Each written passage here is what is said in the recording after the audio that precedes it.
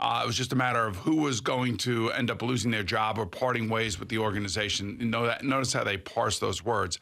I don't think Rob Saleh really wanted to fire his friend. I just think that his friend probably took some of the pressure off of Rob Saleh and said, look, man, I could see the writing on the wall. I know what's going on out there. I can hear it. I see it. I can feel the pressure.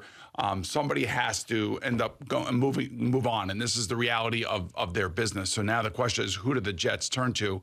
And at this point, I'm not really sure. And all I know is that I don't know if this is going to be a guy that they hire that does not have any connection to Rob Saleh. That would be like my buddy Frank Reich. You know, I see Twitter. I know what people are saying. They'd love to see Frank. I don't know if Frank's even interested in this. He had a head coaching meeting yesterday with the Panthers. I think he's going to have a meeting lined up with the Houston Texans, and he may have a meeting lined up with the Denver Broncos. I'm not sure.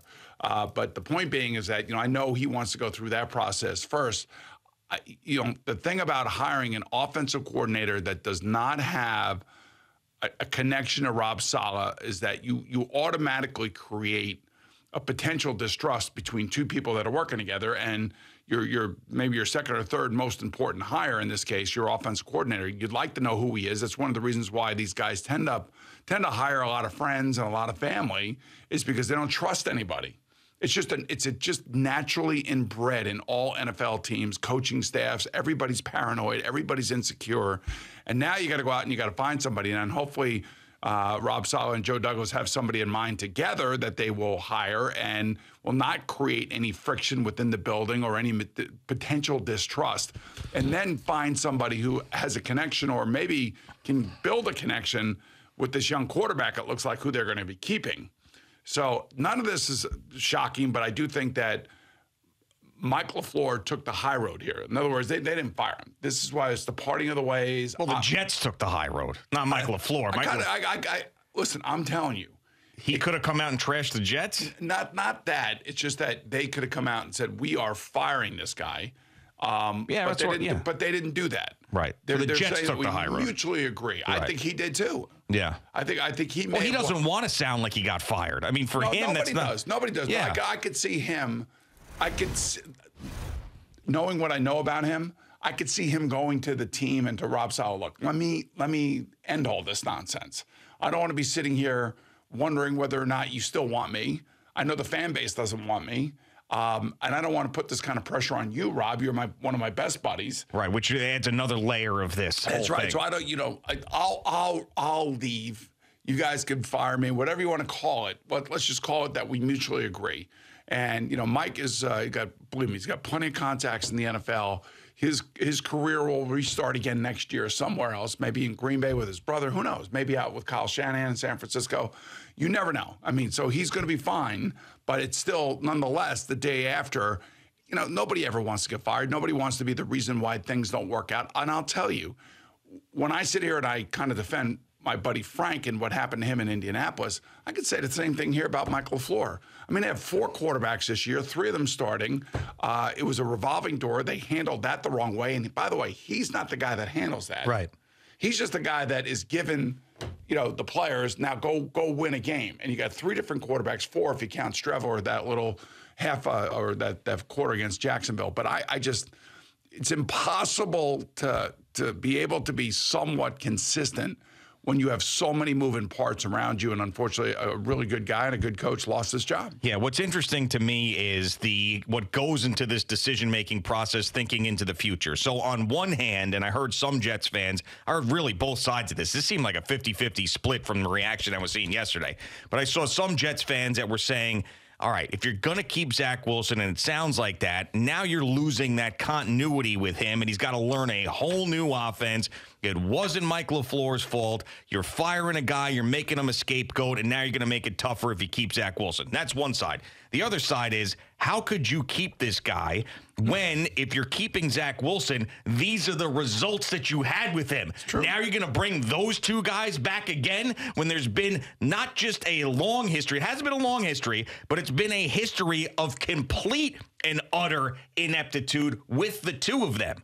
So I kind of agree with the second part of it, meaning that you need to, because I don't know if Zach Wilson's going to work out. I have no idea. And I don't even know if he's going to be on the roster. They say he is, but we're going to go through this offseason. We're going to see opportunities for them to bring in players we didn't even think about. And we'll see who the Jets quarterback is. To me, it was about bringing in that veteran offensive guy that they have been missing since the tragedy of Greg Knapp. Right. That's what it was about. And in order to do that, you had to get rid of the offensive coordinator because you're not going to get anybody worth anything who's going to be Mike LaFleur's assistant. And if you bring in somebody like Frank Reich, you got to give him the title of assistant head coach. You do, because he's not going to come here to be Mike LaFleur's replacement. Are you kidding me? He's got to come here and he's got to have major influence in that building, which puts pressure on Rob Saleh that could either go one way or the other. Yeah, that's the other problem with this. So it's trying to put together people who may not know each other, if it were Frank or anybody else, but you're putting people together that may not know each other, never worked together. Maybe they might have a mutual respect for each other, which would be key. But there could be somebody else in that Kyle Shanahan tree that is out there that may just come in here, just be a different voice, a different way of seeing things. But they keep the same offense, keep the same, vocabulary, keep all of that together. Just somebody maybe a little bit older, a little bit better in terms of understanding how to get the best out of Zach and how to get the best out of the offense, and preparing Zach on a per game basis. And I don't really know who that person is, whether it be, was it Gary Kubiak or Clint Kubiak or whoever. Darrell Bevell is a name that's out there. Nathaniel Hackett with his Broncos disaster is a name that's out there. By the way, I am not bringing him in because this guy that they hire has to be twofold. It has to not just be an offensive coordinator that gets the best out of Zach. It has to be someone who knows what the F they're doing. Yes. And the Jets don't have enough of those guys on this coaching staff, and it is played out that way right in front of our eyes. All right. Well, I mean, that's, we'll go through the process with them. We'll figure out who all the candidates are. But I just know, it's never a great day when somebody, especially a close friend, it's got to be miserable in that building right now. We've seen people get, let go around here and stuff like that. People that we've worked with for a long time. People that, you want them to be able to stay, but for whatever reason they're not here.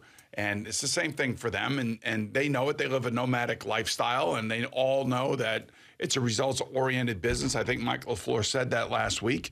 And so it's not shocking, I'm sure, to everybody over there in Florham Park. So now the question is, how do they turn this thing around? The other thing, too, is you got to hope that, next year they can come back and they'll have some sort of – they won't have the health issues that they had on offense. I mean, they had a ton of health issues on offense. You know that, and I know that. With the offensive line, like we're lauding Cincinnati going into their last, 3 games of the year, their offensive line had stayed intact from week 1 to, week 15. Mm-hmm. And then all of a sudden they lose their right tackle. Yeah. Now they lose, it's the right guard, I think. So the right side of the offensive line is now in a state of flux.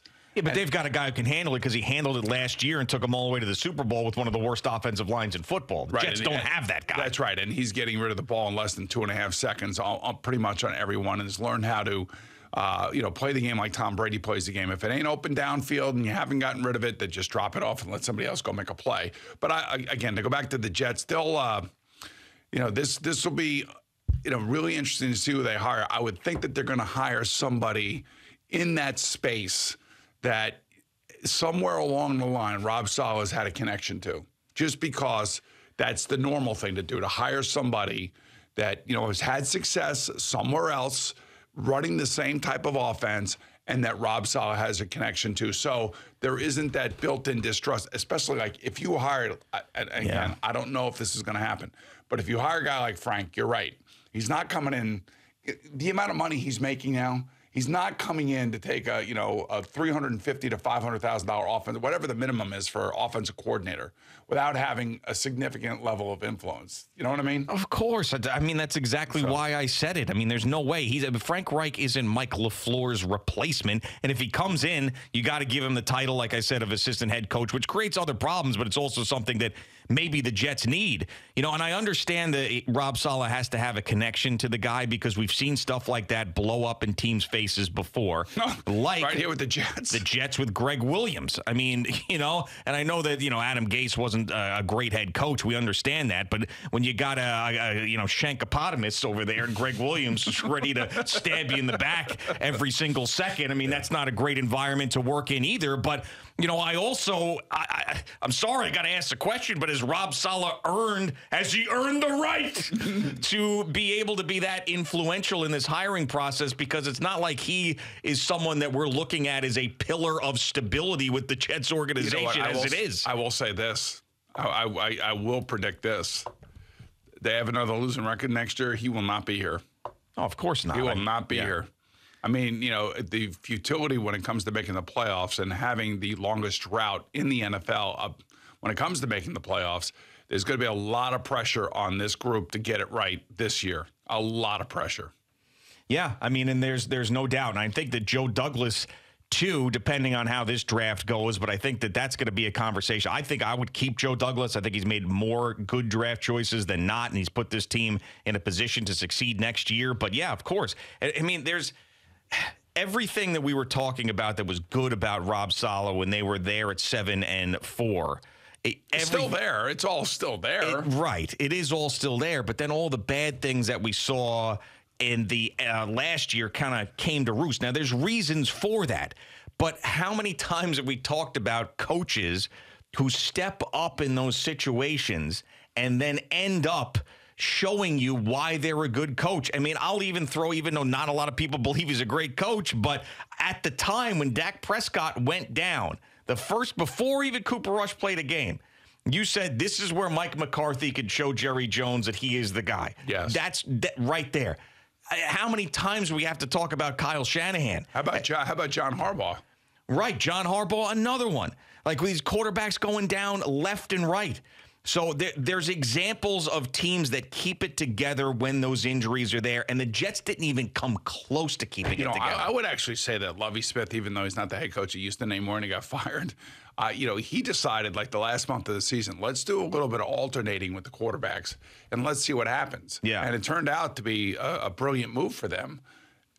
They lost the number 1 overall draft pick, but they actually started moving the ball and started playing well and did different things with with Jeff Driscoll and with Davis Mills, and somehow they made it work. And they were scoring touchdowns. At least they were scoring touchdowns. Well, that's right. That's another example. I mean, I'm not saying that the Jets need to be the Texans, but how many times you turn on an NFL game and you're seeing an offense be better than the Jets? The Jets had the worst offense, hands down, this year in the last month. Yeah, in the last month. It was actually the worst we'd seen in 20 years. That's how bad it was. So for those who are talking about, Mike LaFleur, is he a scapegoat, everything else, I mean, there are statistics here and examples of just, the injuries aren't a good enough excuse. They're just not. I don't know. I mean, when your quarterback's playing with 5 broken ribs and you keep him out there and then you put him back out there when he can't go out there initially, then you put him back out there against Seattle. Again, they messed up with the quarterback position. And again, I don't know. Should that have been, Joe Flacco? Should that have been Zach Taylor? I mean, Zach Wilson? I don't know. I just.